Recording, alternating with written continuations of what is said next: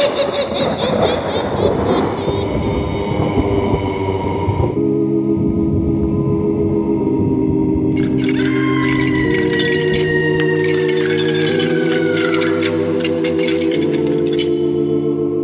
Mysterious Old Radio Listening Society podcast.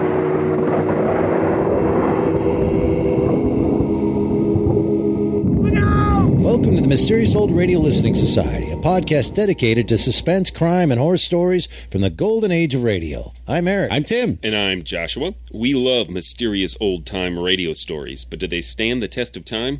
That's what we're here to find out. This week I have again selected an episode that is not from the golden age of radio. From the BBC series Spine Chillers, I have chosen this episode entitled Dracula in White. Originally broadcast on BBC 4 in March of 1984, which I still maintain is not that long ago. What do we know about Spine Chillers? Not much. This episode was written by Peter Redgrove and directed by Brian Miller. It was the fourth of 5 episodes. Each episode was an original story written by a different author and recorded with a different director.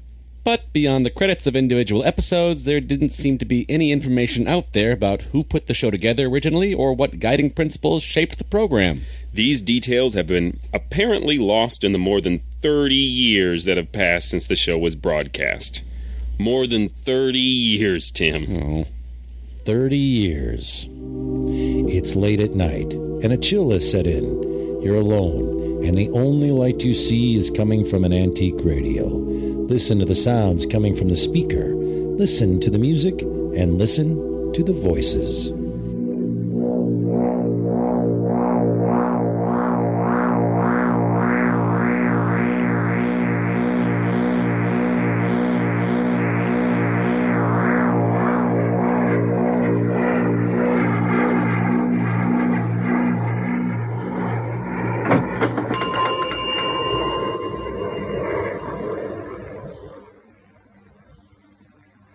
Antiques? Of course it's illegal, me old darling, but it's not criminal. Your customers mightn't agree, Sam. It's what I tell them that matters to the law. So long as they don't actually say the article's old, I'm okay. Show you something. Promise not to put it on TV. Promise. Good show that of yours, Joanna, Today's World. Here's something from yesterday's world, maybe. Oh, a beautiful ceramic beetle. An old Egyptian scarab, still with the traces of the original blue paint. Was it part of a necklace? There are holes drilled. 2000 BC? Last Wednesday, Joanna. You old crook. I made it last week. In my little old kiln here. Now, here's another one. Oh, that's obviously new. Freshly painted, bright as a child's new toy. But the lines of the other were blurred, beautifully, as by the friction of centuries of desert sand. Same batch. Difference being that I took the old ones down to the farm and fed them to the turkeys. The Christmas turkeys? Then my boy scratched the scarabs out of the turkey litter. The grinding in the bird's crop had centuries. We call it in the trade distressing antiques. Distressing? How quaint. But is distress illegal? Not so long as I don't claim nothing. Everything in this shop was made sometime this year. All of it by pals of mine, ex-cons. You see, they taught us trades in prison to help us when we got out. I did modelling, fine ceramics and turkey farming. Mates of mine learned carpentry, cabinet making, welding. The old firm. Class of 82. Here's a nice little bureau. Ah, I think I know this kind. Doesn't it have, just here, a secret drawer? Yes. And look, Sam, there's a little book in it. A diary, a girl's diary. The date, 1789. In lovely old copperplate. It's even faded. They fall for that one like a ton of bricks. Now, who's the crook, I ask myself, when the punter pushes the drawer back and says nothing? Let them find a secret drawer you didn't notice with something nice in it they're not going to tell you about, and you can name your own price. Ah. I've got a room of bureaus at the farm just like this, All with diaries and secret drawers. You make it sound quite fun. Class of 82 and the rest. I'd die before I went back inside. Well, you made something out of it. Hundreds don't. Prison ages you so. In a way, that gave me the idea of going into the antique trade. You hear about the prisoner's distress when he was sentenced. Not just a figure of speech, apparently. Prison wears you out. That's the real punishment. It ages you. It's the time stretching out, the slowness of everything, the rules, all the rules. They make you feel so old. They age you 20 years in 5. You can't move without them. When to walk, when to stand still, how to lace your shoes, lay out your clothes, time of exercise, time of association. So many minutes this, so many minutes that. You have to think out every move in case you've broken a rule. In prison, nothing happens of itself. Like an old man who can't trust his legs, has to think out every step, whose body has betrayed him. No, I'm not going back inside, ever. And prison's got worse. It's changing. It's got dangerous, but not in the old way when the big villains ruled absolutely and you had to mind your P's and Q's with them. Something's happening in stir, and none of us like it. Something the government is doing. The government is changing the prisons? I've heard nothing about that. They built these immense factory wings for canning meat. Now, instead of the old trade, you can learn how to be a butcher. And some of the prisoners disappear. How can a person disappear in prison of all places? Special delivery, Mr. Mellish. Heavy, this one. Ah, thanks, Johnny. Here you are, Joanna. See you, mate.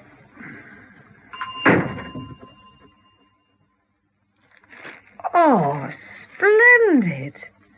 Muzzle-loading pistol. Octagonal steel barrel. Wonderful wriggle-work engraving. Style of Nelson's time. In working order, I'd say. And brand new. Crafted in its beauty by a boy who knew nothing but motors before he got pinched for driving other people's away. You're going to distress that lovely new pistol. What a pity. It takes really modern equipment to add the patina of age and romance. Now, this is a sonic device they invented for aging wine artificially. You drive this beam of sound vibration into your wine that was bottled yesterday and is 20 years old in 10 minutes. The vibration seems somehow to check the pieces, but in wine that releases the flavours. With a bit of extra power in it, it works on antiques. I put the pistol inside, and in half a day, it'll be 2 centuries old and 10 times as romantic. They're very popular. So long as you don't say how old it isn't. Now, about those disappearing prisoners. The Home Secretary is aware that there are at present lodged in British prisons 43,311 convicts. But is the House aware of the charge to the nation of this prison population? Well, no. The average cost of maintaining a prisoner dry and warm and with sufficient food and clothing is no less than £202 per week, including maintenance of the buildings. I will save the honourable members the task of calculating the yearly cost of this to the taxpayer. It is £10,507 per year per prisoner. Now, that is to say that our convicted criminals, the enemies of our society, are living at a rate far above the national average wage, and indeed at a rate that would keep your ordinary deserving family in some luxury. As a country, we are spending £455 million per year on the outcasts of our society. I would ask the Home Secretary what practical steps are being taken to reduce this load on the budget. Are radical and less expensive alternatives to prison being investigated? Weekend jail and daytime prison would immediately cut this cost and would begin to minimize this drain on our national resources. I am able to reassure the House and the Honourable Member for East Grinstock that active steps are being taken.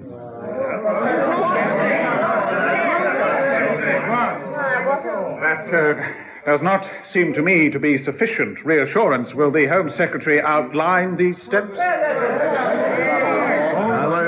That cannot be done at this moment in time, as the matter affects national security.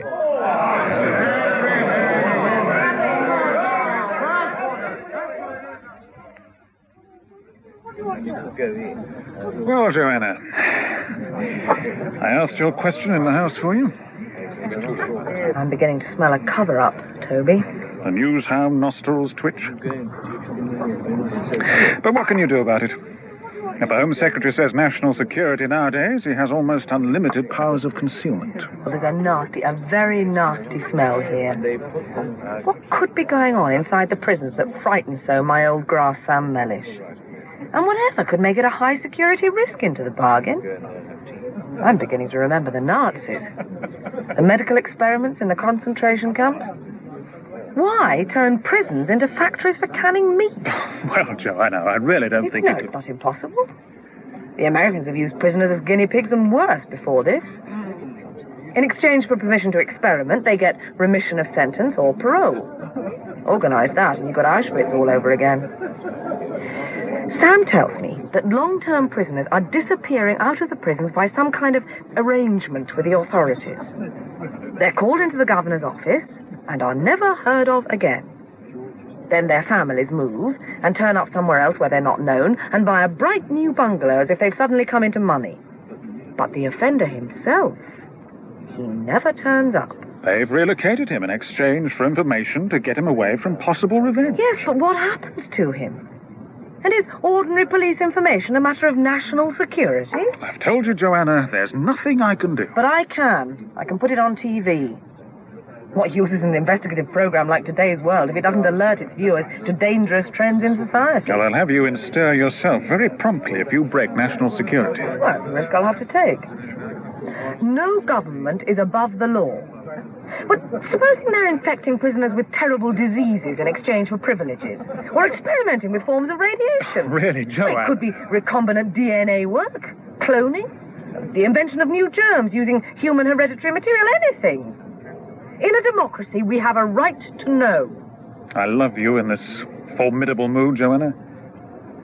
I wish we'd married after all. Oh, yes, and me fully occupied in bringing up little parliamentary candidates. Look, Toby, I've had my own TV program 2 years now, and I reckon it's done some good. Children can wait. Can they? Really? Well, sometimes I think the whole world is like children squabbling. Nursery politics. That's no way to think of the electorate. My public's a strong, faithful animal. Slow-moving, maybe, but in its wrath and its love, terrible. An elephant, maybe. No, its memory's too short. Sometimes it seems like a kind of snake that swallows you and squeezes you out of shape. You're getting cynical, Toby. But I'm not. I'm going to do something. First move, I'm going to visit one of those resettled prisoners' families. But I still can't understand about those canning factories.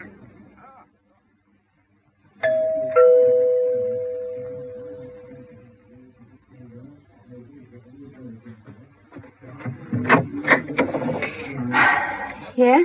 Oh, good morning, Mrs. Pettit. We haven't met, but, My husband's not here. It's you I wanted to talk to. I know who you are. Joanna Prim, from the telly. Ron and me, we always watch on Saturdays. You look different somehow. We're not on the telly now, are we? No, Mrs. Pettit, this isn't game for a laugh. That's a relief, anyhow.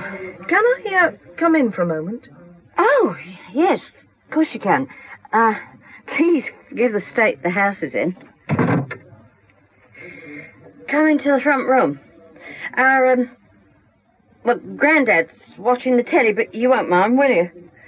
I'll turn the sound off. He'll be quite happy watching the pictures. Makes no difference to him. He doesn't really care whether it's on or off. But it's such a business moving him since he can't help himself. Oh, no, Mrs. Pettit, please. The kitchen will be fine. Well, I'll put the kettle on. Would you like a sandwich? I've got a new kind of canned meat here. It's very nice. Well, that's why I want to tell the story on television, from the family's point of view. I see.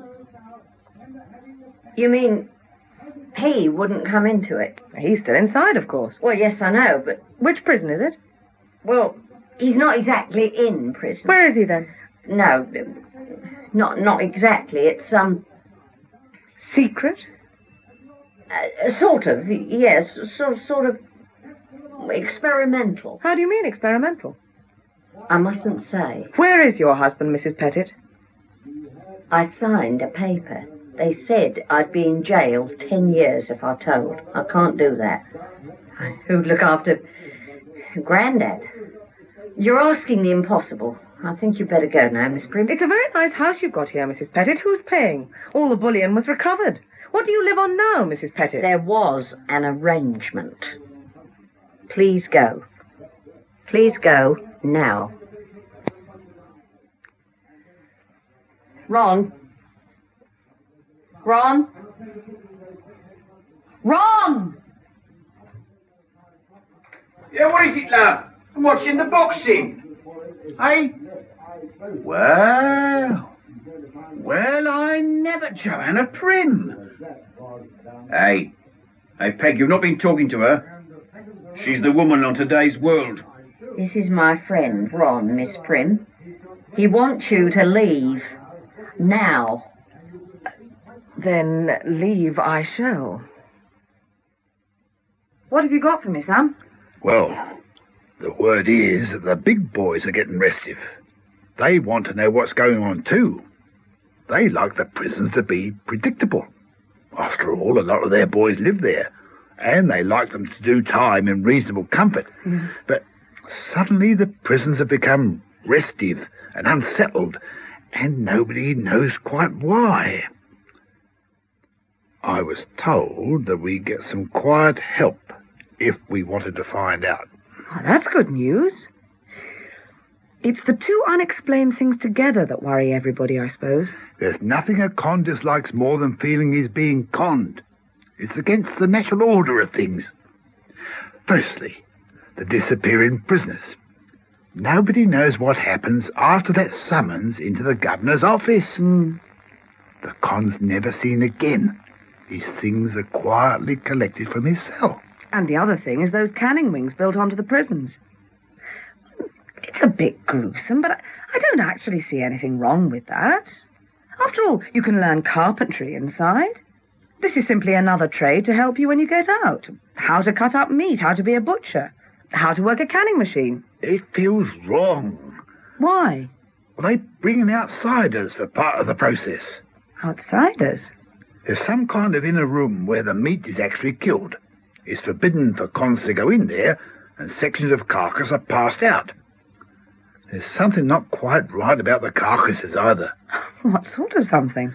Well, they're sort of even, all the same, standard. No legs or heads or haunches, just ribs and backs, shoulders, bellies, just torsos. And nobody's ever seen live cattle delivered. Only lorries with sacks of chemicals. The cons have made a whole lot of jokes about it. And this means they're really worried. Jokes for survival. Exactly. They say that doing time has got so expensive that the taxpayer's going to have to save money by canning and eating the convicts. Oh, dear. They say that the judge in future is going to give you your sentence not in years, but in hands and finger joints. And for very serious offences, they'll take an arm or leg, or even two legs. And that helps security, you see, since you can't run away if they've eaten your legs. And they say that if you make that deal with the governor, they take the whole of you and turn you into pet food neatly canned. There's more. More to worry about? Yep. If it's just a canning factory and slaughterhouse, why do they need radioactivity? What? There are red radiation danger signs and special airlocks and people going about in white radiation suits with helmets and all. And then there's Dracula in white. Dracula in white? That's what they call him. He visits all the time with his white coat on, or his radiation suit. Dr. Something White, a big wheel in science. They don't like him one bit. You don't mean Exeter White? Dr. Exeter White? That's him. Do you know him? Of course I know him. He's been on Today's World. He's a very big wheel indeed. I gave him a rough time in the interview. He's a fanatic about preparing for nuclear war. He's the only man in recent years to win 2 Nobel Prizes. One was for medicine in tissue culture and cancer research. The other was for physics, for inventing a nuclear resonance device that shrinks cancerous tissue. Whatever would he have to do with prisons? Sam, there's only one thing for it. What's that? We'll have to break into prison.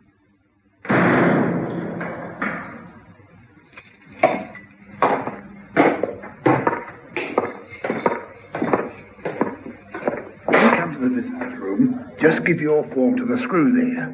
When he sees it it's blank, he'll know what to do.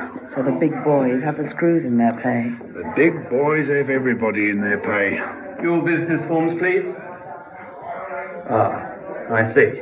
Why, hello, Sam. Hello, Mr. Preston. All right, are you? Oh, very good, thanks. This way for you and the lady. But have a bit of a wait.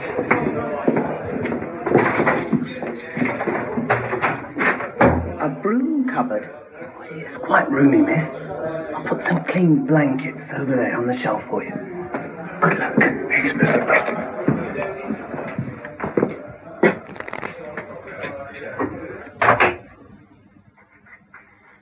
We're locked in. Oh, God, Sam, I'm glad you brought a torch. We might as well make ourselves comfortable. Somebody will come back after midnight and let us out. We'll not see him, and we're not to speak until we're well away from the main cell area.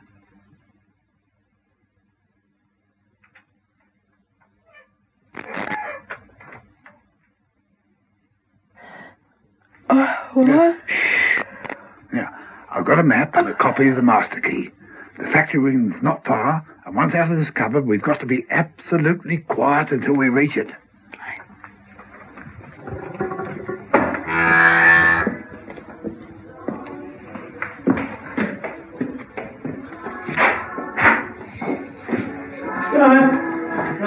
It's the screw's con room. Quick, into the cell, it's empty.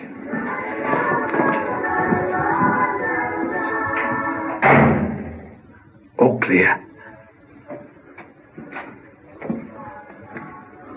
Glad I don't do this for a living. My heart nearly stopped that time. This is the door to the factory wing. Once inside, we can move about and talk freely and put the lights on. It's soundproof, and there are no windows.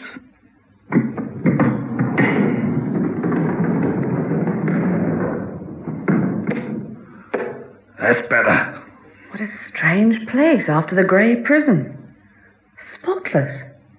Glaring white tiles and shining stainless steel. Yeah. A broad production line table of steel rollers from a hatch in one wall to a hatch in the other.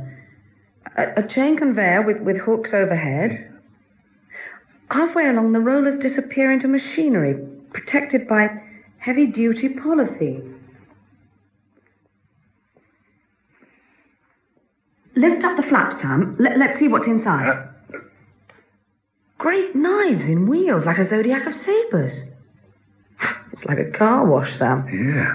Look up there, great sprinklers for water. I reckon they have to hose the place down frequently enough. You'll hook up the carcass and roll it along to the canning machinery. So it must come out of this far wall, out of the hatch with the great padlock on it. Sam, we have to get into the room behind that hatch. No problem. Here's the door. With a radiation sign on it. None of the cons get further than this door. Not that they want to. Open it, Sam.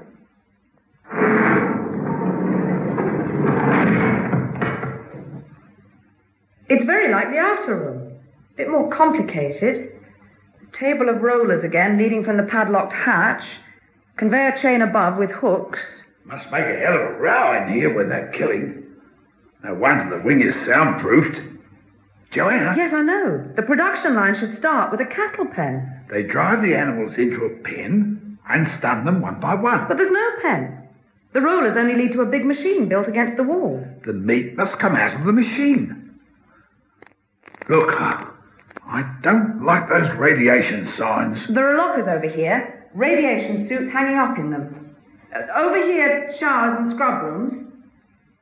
The butchers wear white for their trade. I've never heard of them wearing white radiation suits. I'm getting into one now. Please do the same, Joanna. Think of the future generations. I'd really prefer lead underpants.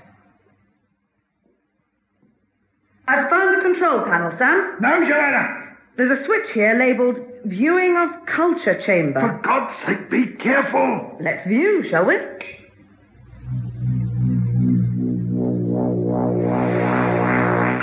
oh good, shut it, Joanna, shut it quick! What in God's name was it?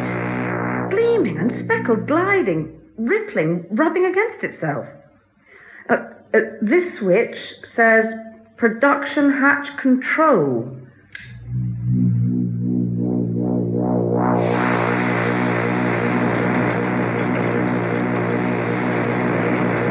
What have you done, Joanna?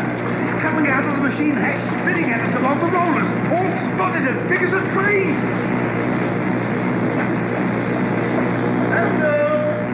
That's blanket under that. Strange way to shut off the resonator. That's better.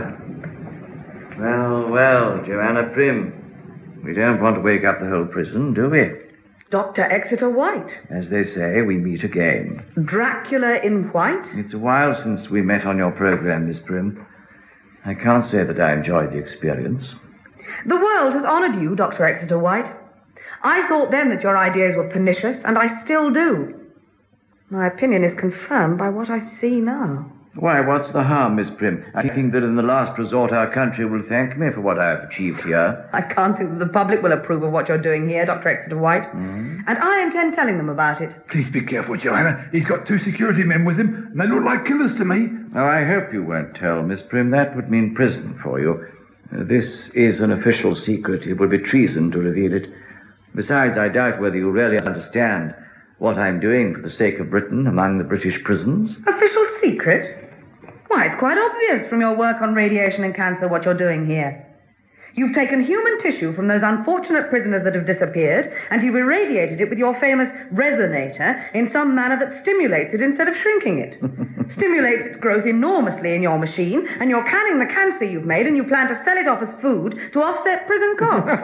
Oh, that's marvellous. Oh, that is simply wonderful. What a mind you have, Joanna. Canned cancer. Oh, dear. It's really very funny. You've created a world of terror out of your own television mind. Canned cancer. Isn't that rich, Strangeways, Cooper? Well, tell me then. Tell me what you're doing here so I can believe the evidence of my own eyes. Perhaps I'll laugh then. Well, in the first place, it has nothing to do with the disappearing prisoners. You have my word on that. I may believe you when I've heard the rest. And in the second place, it has nothing to do with human tissue, cancerous or otherwise. Use your eyes, your famous TV investigator eyes. Look again at what came out of the production hatch and now lies still on the rollers, ready for processing. Tell me what it really looks like. I'm not sure. I'm not quite sure. Sam? Perhaps your ears will help your eyes. What does it sound like? Cooper, please turn on the activation switch again.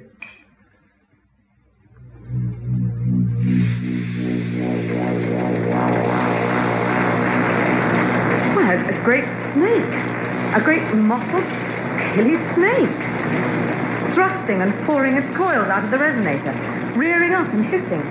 Hissing like a scream. That's it, Joanna. You have it. Snake.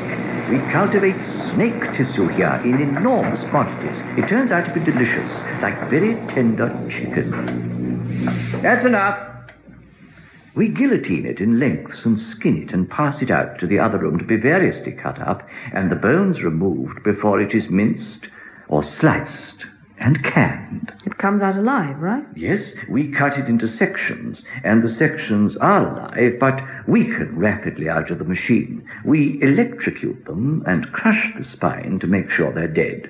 Each section has a heart and liver and lights inside muscular ribs, but of course no head or loins. It's just torso. but otherwise a perfectly ordinary carcass which has to be butchered in the usual way before canning. It's slightly radioactive as it emerges, but that wears off very quickly. Hence the radiation signs. I see. You make snake. Continuous snake. Endless snake. That's it. You have it. Endless snake.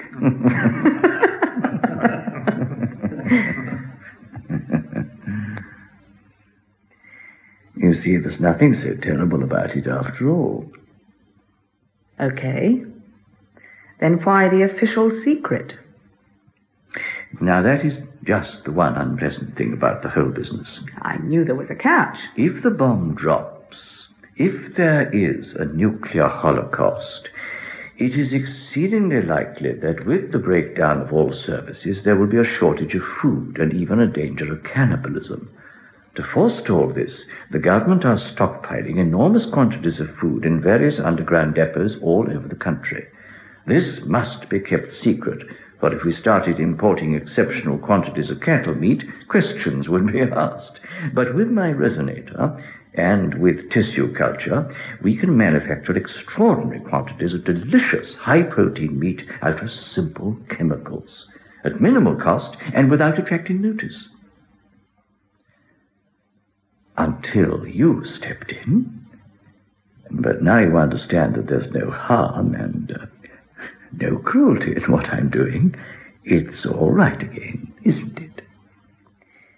You're forgetting our confrontation on today's World. Oh, I bear no grudge. I dare say. But I don't believe in preparing for the bomb. That's what we're round about. I still hold to it. I don't believe that we should make it at all easier for people to accept the possibility of a nuclear war, with shelters for privileged people and caches of food and a new beginning promised. It won't be like that. It'll be total desolation and the death of the world. So the bomb should not even be a possibility on people's minds. That's why I'm going to tell the public about your scheme, Official Secrets Act or not. I haven't signed any paper. I've not agreed to keep anything quiet. I'm going on television to tell it as it is. I must remind you that you have broken into the enclosed premises, the property of Her Majesty's Home Office. So, book me for breaking and entering. Then sadly you leave me no choice. No choice at all. Strangeways and Cooper will help.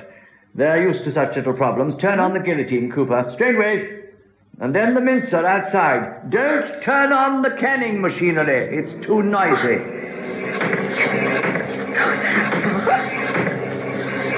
You can't disappear me X to the white. People know me, and you'll have to catch me first. Quick! Strangeways, Cooper! Hit it off! Don't let it open the outer door. She'll make up the whole prison, and all chance of secrecy is lost. But I've got the man. Yes. Ah, have you? Well, Sam, we can disappear you. Sam!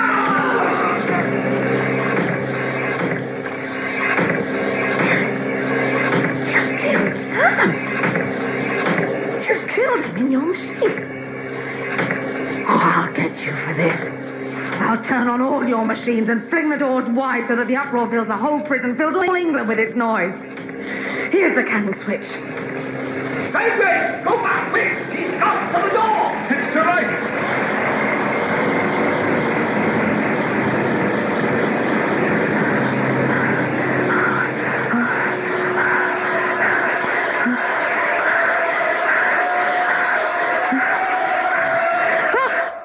Just a minute, young lady. I think you'd better come along with me. I have consented to hear this case in camera, under the special regulations and without jury, in the strictest security, and with the exclusion of both public and press. This is because of the considerations of national security that are deeply entwined with the events of this prisoner's crime. It has been shown, and to the satisfaction of this bench, that the prisoner, Joanna Mary Prim, has used her influential position in the public eye not only to commit murder, but also with the intention of forcing Her Majesty's government to make revelations of policy, not in the public interest. Fortunately, in the latter purpose she has failed, Security in Dr. Exeter White's important scheme is unbreached. However, the prisoner succeeded in her other purpose, which was the cold-blooded killing of her blackmailer, the ex-convict and antique dealer, Samuel Mellish. The defense alleges that the letters which show that Sam Mellish was blackmailing the defendant are forged. Expert testimony declares that they are genuine. Moreover, one of our most eminent scientists, Dr. Exeter White, a man of unimpeachable international reputation and a double Nobel Prize winner, has told us that he saw the deceased pushed into the meat-cutting machine by the prisoner. Dr. Exeter White's testimony is supported by the 2 security officers who were present also. I have no alternative but to accept the prosecution's case that the prisoner used her position in public life to gain access to meat-packing machinery where the disappearance of her friend would not be noticed, and that she was, at one and the same time, planning to reveal the existence of secret food depots on television for the enhancement of her personal career. This is the opinion of my learned colleagues on the bench. Also, the crime is a double one: murder and treason. Prisoner of the bar, have you anything to say before sentence is passed? I have told you it's a lie. It's a put-up job. There is no way you can prevent me telling my story to the public. Fortunately, there is. I sentence you to 2 terms of jail to run consecutively, 20 years for deliberate and premeditated murder, and 20 years for actions damaging to the security of Her Majesty's realm. Your sentence to be served incommunicado and in solitary confinement in a high-security prison. High security? Escapes are not unknown. You may think you're walling me up in stone for 40 years, but governments fall. New governments declare amnesties on political prisoners. For that is what I am. Make no mistake. I'm still young and full of fight. Even if I'm an old woman when I come out, I can still tell my story. The world may well be at peace by then, and if it is, your story will signify little. But if it is still at loggerheads or at war, telling your story would be another act of treason, for which you could be prosecuted to serve another term for as many times as would be necessary to silence you. There is no escape or amnesty for a criminal of your kind. Take her away. You will polish your cell twice a day and the corridor outside until it is shiny. You will fold the polishing cloth exactly into 4 with even margins. You will make an even number of strokes with the cleaning instrument to the left and to the right as you polish, thus left, right, calling out left, right as you do so. You will then rinse out the polishing cloth and leave it to dry properly folded. The water is turned off at 8:30 a.m. exactly. You will complete your ablutions, your cleaning of the cell and your polishing by then, or there will be withdrawal of privileges. What privileges? I have no privileges. There will be no books. No cocoa at night. Miss Spooner, can you please have the light turned off at night? I can't sleep. Switching to the red nightlight is a privilege. I want darkness. I want darkness. Darkness is a privilege.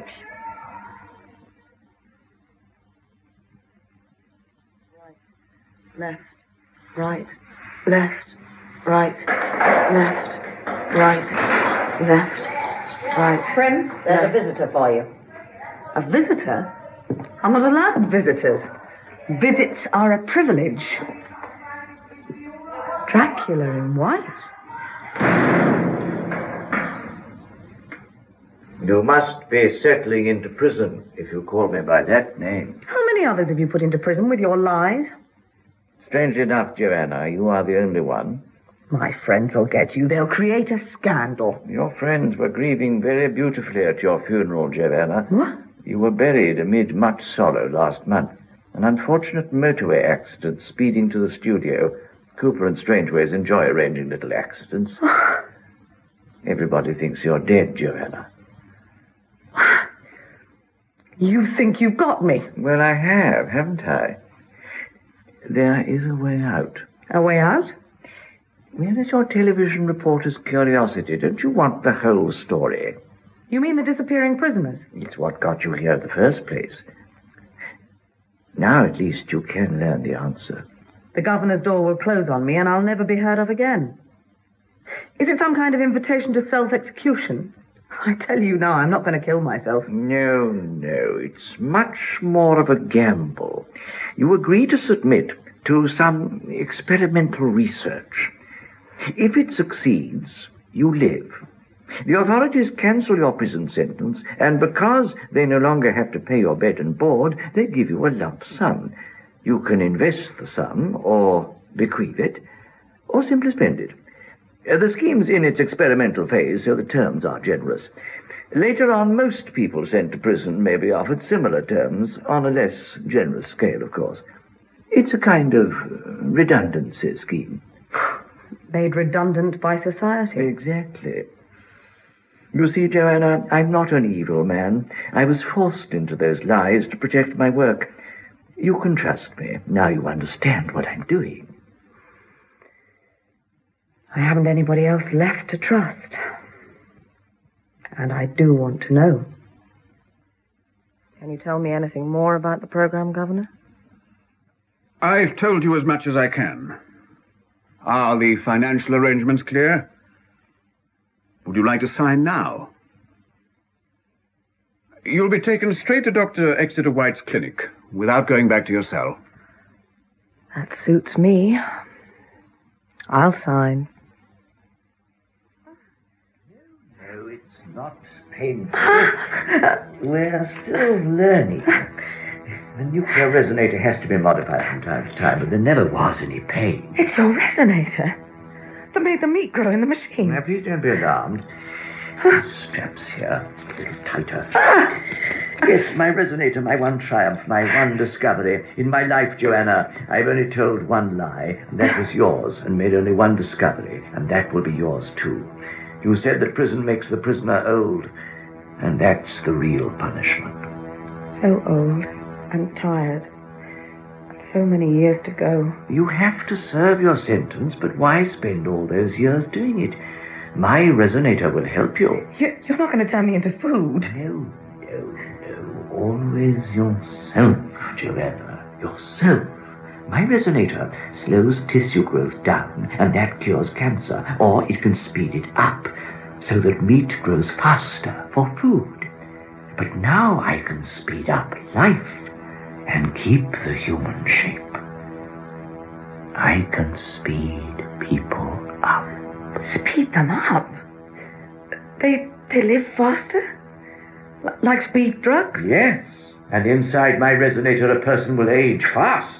So fast. Oh. Joanna, your terrible 40-year sentence. You will live that through in 40 seconds. I'll be old. Yes, but still Joanna. That old man. The vegetable in the bungalow, was he? Yes, he was the gold-stealing husband of the woman with the boyfriend, Ron. Not Granddad at all. I teached him. Vegetable. Yes. I'm afraid that the aging process undergone so fast can make the brain capillaries rather fragile, and there is the danger of a stroke. But it may not happen in your case, my dear. You look distressed. Distressed? Some distressed the antique. Yes, well, that can't be helped. You'll be a little bit of an antique yourself, my dear.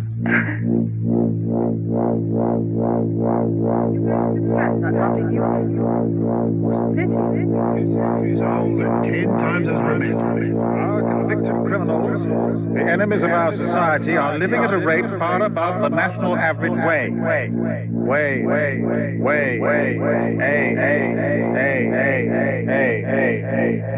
I wish we'd married off. This radiation science, Joanna. Think of the future generations. I really prefer it. Let's not worry about that now. Worry about that now. Worry about that now. Watching the pictures makes no difference to him. He doesn't really care whether it's on or off. It's such a business movie. I wish we'd married off. Children can wait. Can they? Really? Children can wait. Children can wait. Children can wait. My children! Oh, my children!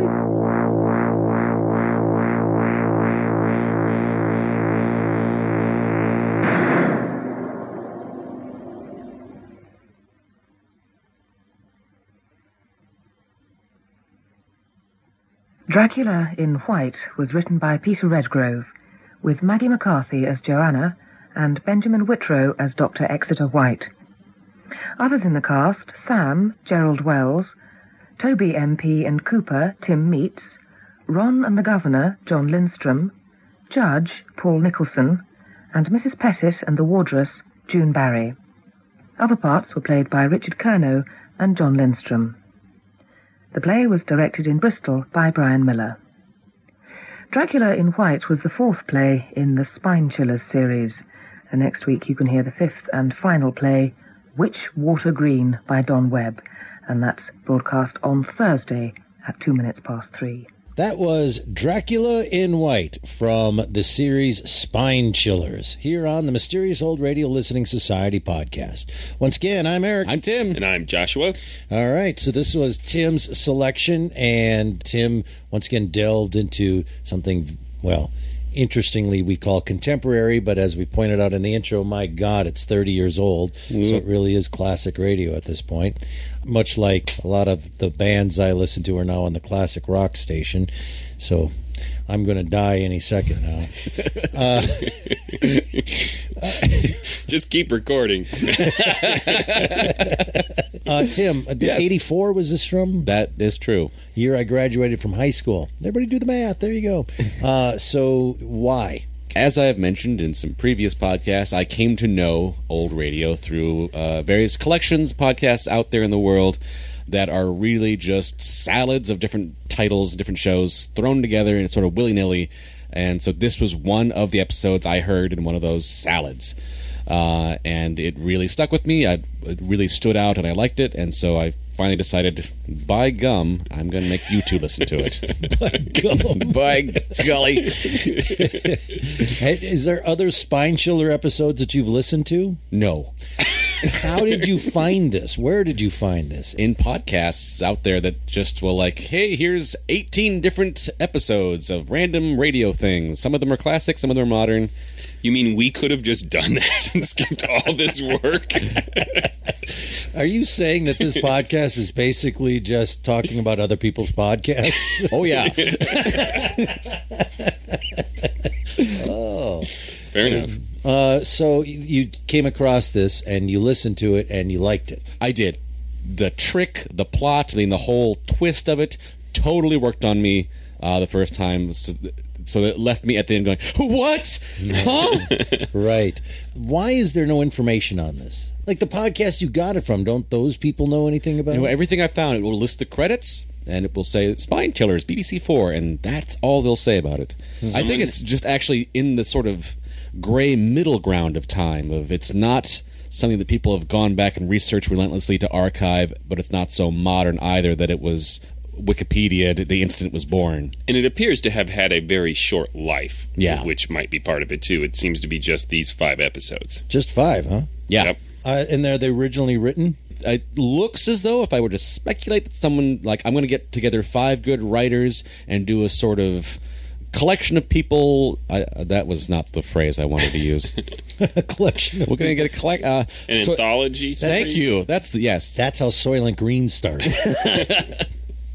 So, is the Dracula in White is an original? It's not based on a short story. Correct. It was an original. That he wrote it for this.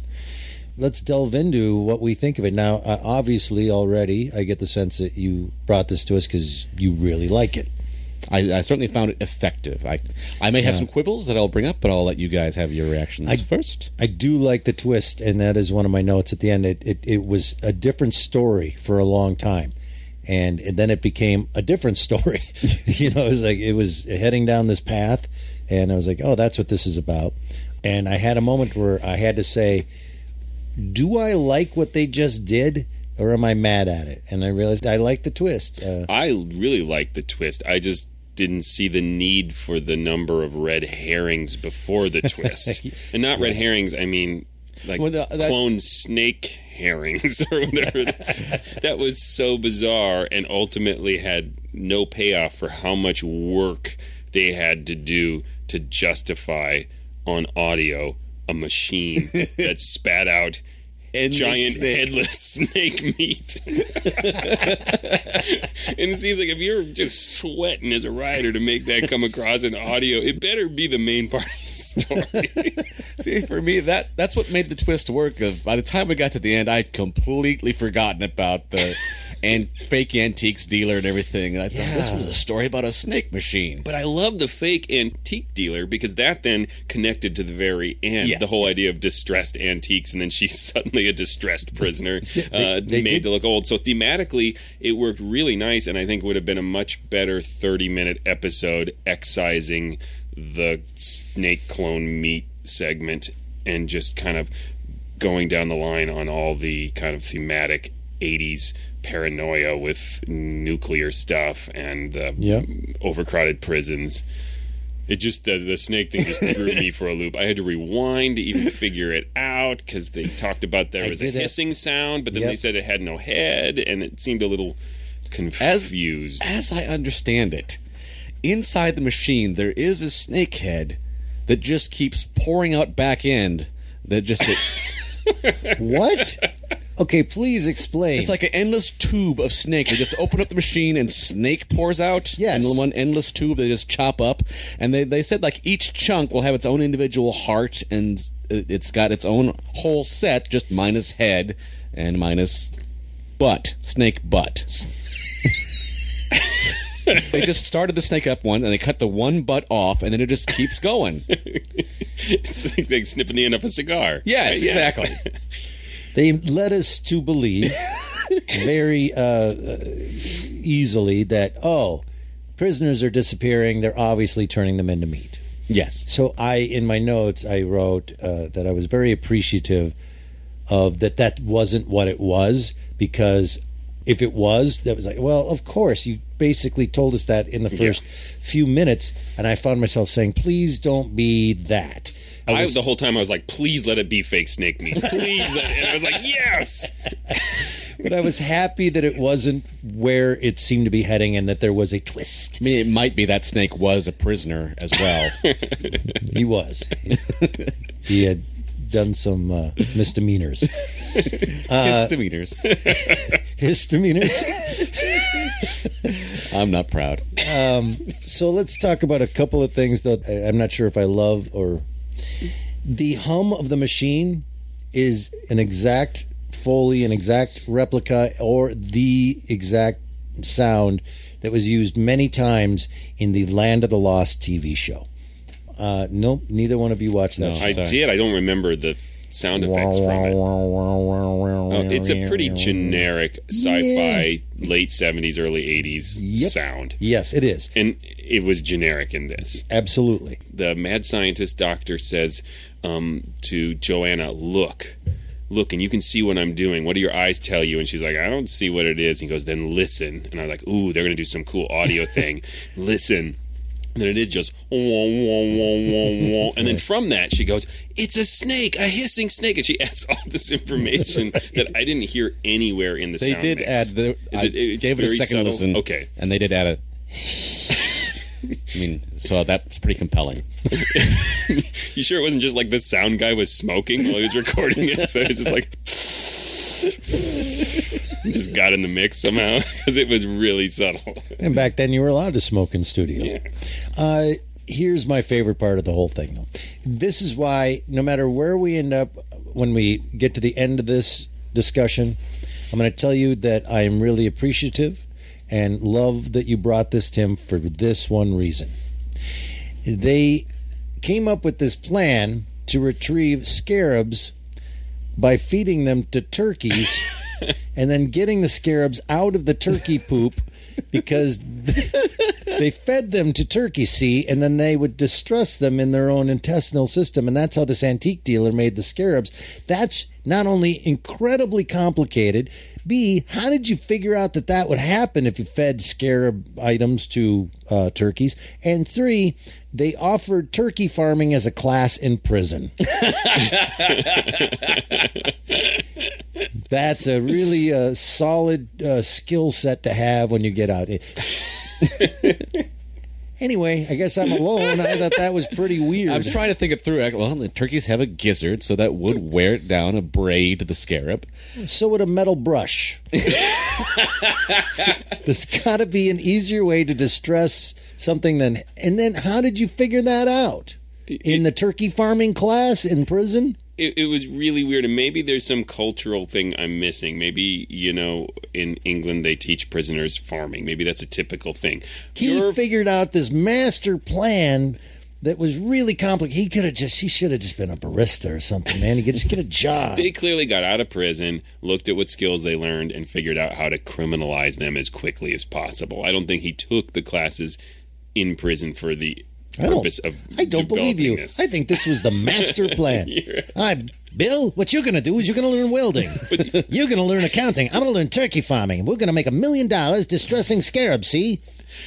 I think Eric points to a real problem in this script in that there is a lot of detail, and I usually like that, but it makes you think everything's really important. Right? Yes. And things that aren't. And I don't know how much of that is just a story that this guy might have had that was a 30-minute story or 25-minute story that they're trying to expand to 45 minutes. But yeah, some of the detail in that opening antique scene, which I really like the character of Sam. I kind of like the friendliness between Joanna and him, and that he had been some sort of news source for her. And so it was nice character development, but it just kept going. Well, when we got to the point of how he was ripping people off by putting fake diaries in bureaus. Yeah. It's a great plan, and I'm going to do it. And I was very thankful for that information because I think that's genius, but it had nothing to do with the story. And in all fairness, Tim brought this story that he really liked. We're just ripping on it, and I actually really enjoyed listening to it, and I really enjoyed the end. I think the end was so good, it retroactively made everything that I found odd or distracting about it more odd and distracting. Like, why couldn't you start with this awesome and just backfill awesome? Because the idea of aging prisoners to meet their prison term in a heartbeat to save money is a fantastic evil plot. It is. It's a fantastic idea. I mean, it's not a terrible idea. It's a great idea. If we could do it, I'd be all for it. We have discussed amongst ourselves of how we enjoy things differently. And this is totally the sort of thing I enjoy. Like, even the snake thing, it's like a funhouse to me, but just going through the story, what is that? That's a crazy. Right. That doesn't work. Let's have more of that. Yes. And then at the end, like, oh, there was a whole point to the whole thing.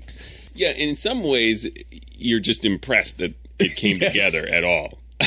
Yeah, it was work. Yeah. Then she ends up in prison, and, much different than the beginning story of I'm a reporter with a show and I'm going to expose what's happening to these missing prisoners. It really, I like where it ended up. I didn't see that coming. And like Joshua said, I think the last 10 minutes of that whole thing are extraordinary, are really fun and really interesting. It took a long time to get there. Yes, but at the same time, I am with Tim in that I am happy that I experienced the snake machine? butt machine. Is it true that there is such a thing as aging wine with some kind of a pulse?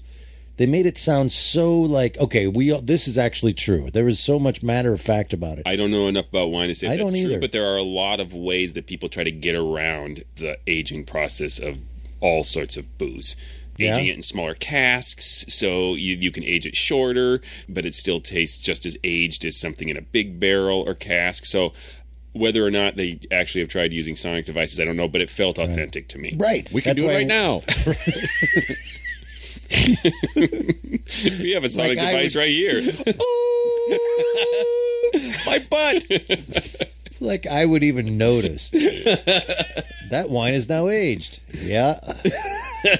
How drunk am I? That's but what again, I want. I honestly thought they took so much time explaining that sonic device, then had a sound effect for it and everything. I thought it was going to be an important plot point. Like they were going to use it, against somebody, or it was going to be used against them. It was more of a thematic device, is what it turned out to be. Here's an interesting thing. I don't know if you picked up on it. As far as there's no music. I did not pick that up. None.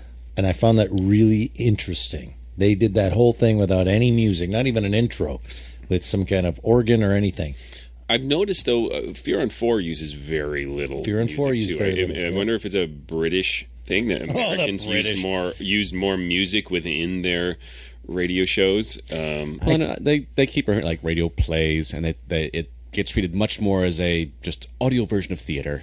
I can't decide if it would have helped it, if it would have made it. It certainly would have made it sound a lot different. Of course it would. But there were moments where I thought, boy, a nice sting right there, maybe. But it was so weird. I think if you added music to it too, if you had. Well, it depends on what music. Like if you added, the trolley song from Mr. Rogers, that'd be. That would not work. Or would it? Don't you poo-poo my great music idea. I thought that was really interesting, though. Like, not to hear music. We're so used to being told what mood and what's happening, and even being foretold what's coming. The music helps us to realize that it's an artificial thing, and so the lack of music can sometimes add to the realism and suspense. I'm a little troubled by the very, very last note of the whole thing, that her ultimate, this is the worst because of the children she didn't have. It's on my list. I didn't understand the final montage. Are we hearing her life as things that would have happened? Is that what we're hearing all those people say? They're saying things that were said over the course. They were? Those were things from the broadcast? Yep. How quickly you forget it, right? Well, 44 minutes is a long time. It is. Yeah, well, yeah. And you know what? I was thinking at the end, this show could have used some snakes. Not a whole snake. So those were actual. Okay, so It wasn't. All right, so that clears that up. But then she was upset. So you just answered that question for me. That she now doesn't get to have children. Yeah. It didn't bother me. Are you saying it from an angle of like, oh, that would be a woman's only concern is children? You mean it from a... Sort of. And just that, that is the worst thing that is happening right now is that I'm losing my opportunity to have kids. Which I don't want to dismiss, that if someone wants to have kids and they just suddenly have that taken from them, yes, that's terrible. They took pains to set up that she told Toby, the government guy, that she had plenty of time. Yes. So she sounded like she wanted to have children. It was a legitimate want of this individual person, not all women. But it is a biological thing. But well, you know what I mean? And so it might it was be set up. But I'm a guy who doesn't have kids. Yes, and you're like, there's other things to me that would be much worse about being aged 40 years all of a sudden. Like, what would you miss, Tim? Tim, you're the kind of guy that was like 70 at the age of 50. Yeah, that's true. But what about my nap time? No, that'd be fine. Wait, what about sitting around watching TV? Nope. Sign me up for this thing. Let's get this over with. When they got into the prison, which I got kind of confused by, but apparently they had some inside contact that snuck them into a broom closet. And then when everybody went to sleep, they got to go into the main factory where they don't have any guards. Sam was hooked up with the actual, like, bigger criminals who operate within a prison system. Yeah. At one point, they heard someone playing music.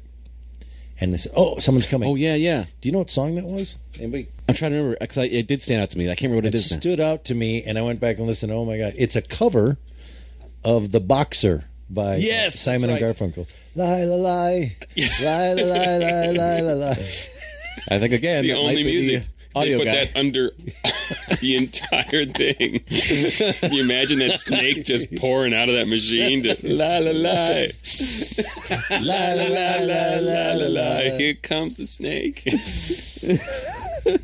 Anyway, I also liked that we were assured over and over again that this snake was delicious.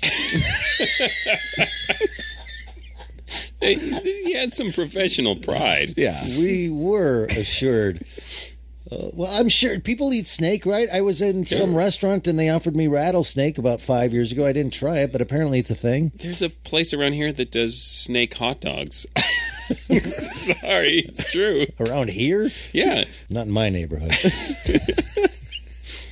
All right, who is... Okay, again, I'm so sorry I got so lost sometimes in here, but who is the goat-stealing husband of the woman with the boyfriend, Ron, who became a vegetable? I missed...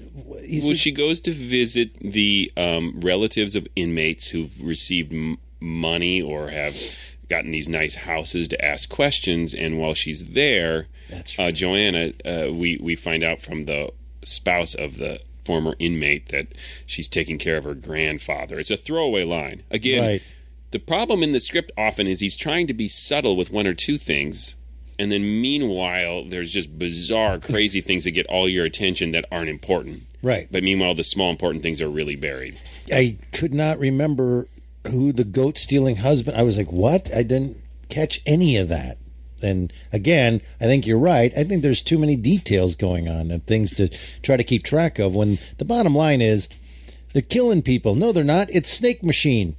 Now you have to go to jail, and now we're going to age you. That's it. Awesome. I love that one. There, that's your synopsis for you.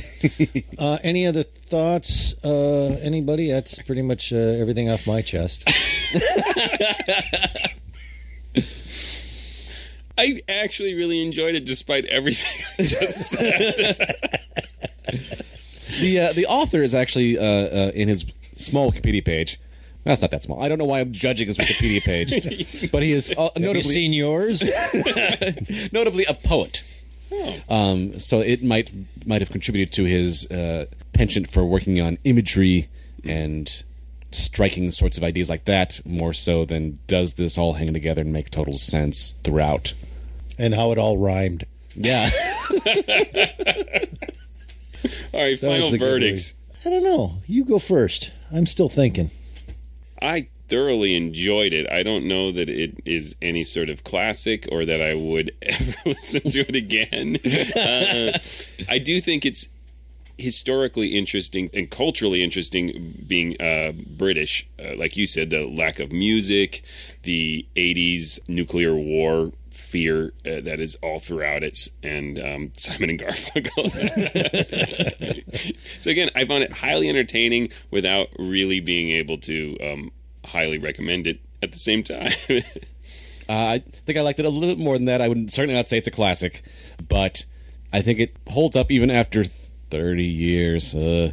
Largely for, I thought it was a really interesting, innovative idea, aging prisoners out of prisons, and presented in a, especially with that opening scene of the antiques, presented in a really artistically satisfying way.